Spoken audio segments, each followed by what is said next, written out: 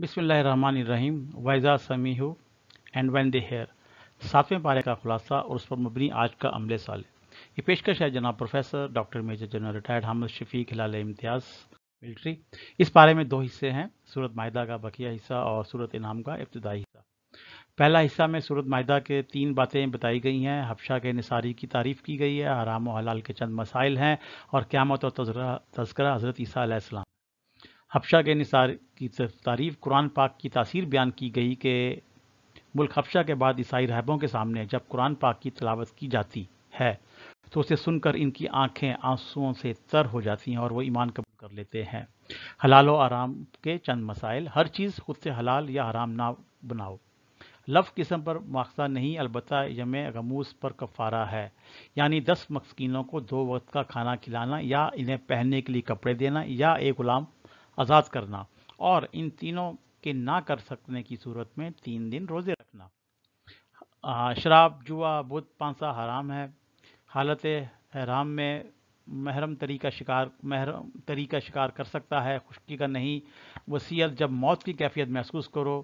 नाकाबिल वसीयत चीज़ों में वसीयत और 2 मोतबर गवाह बना लो। 4 किस्म के जानवर मुशरकीन ने हराम कर रखे हैं, बहीरा, साहिबा, वसीला और हाम। क़यामत और तज़किरा हज़रत ईसा अलैहिस्सलाम। क़यामत के दिन अल्लाह ताला तमाम रसूलों को जमा करेगा और उनसे पूछा जाएगा जब तुमने हमारा पैगाम पहुँचाया तो तुम्हें क्या जवाब दिया गया। इसी सवाल और जवाब के तनाजुर में हज़रत ईसा अलैहिस्सलाम पर अल्लाह ताला अपने एहसानात गवाएंगे। इन एहसानात में मायदा वाला किस्सा भी है कि हवारियों ने हज़रत ईसा अलैहिस्सलाम से कहा कि अल्लाह ताला से कहो हमें ऐसा दस्तरखान उतारे जिसमें खाने पीने की आसमानी नेमतें हों।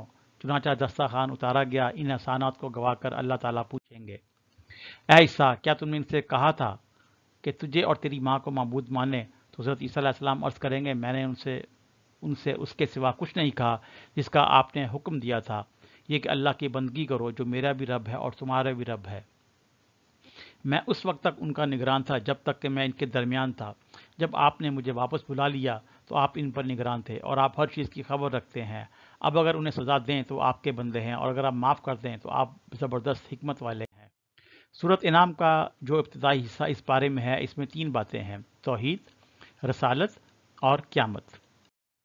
तौहीद, इस सूरत में पहले इस बात की तरफ इशारा किया गया है कि अगर हम सल्लल्लाहु अलैहि वसल्लम आप पर कागज़ों पर लिखी हुई किताब नाजिल करते और ये इसे अपने हाथों से भी टटोल लेते तो जो काफिर हैं वो यही कह देते कि ये तो साफ और सरी जादू है।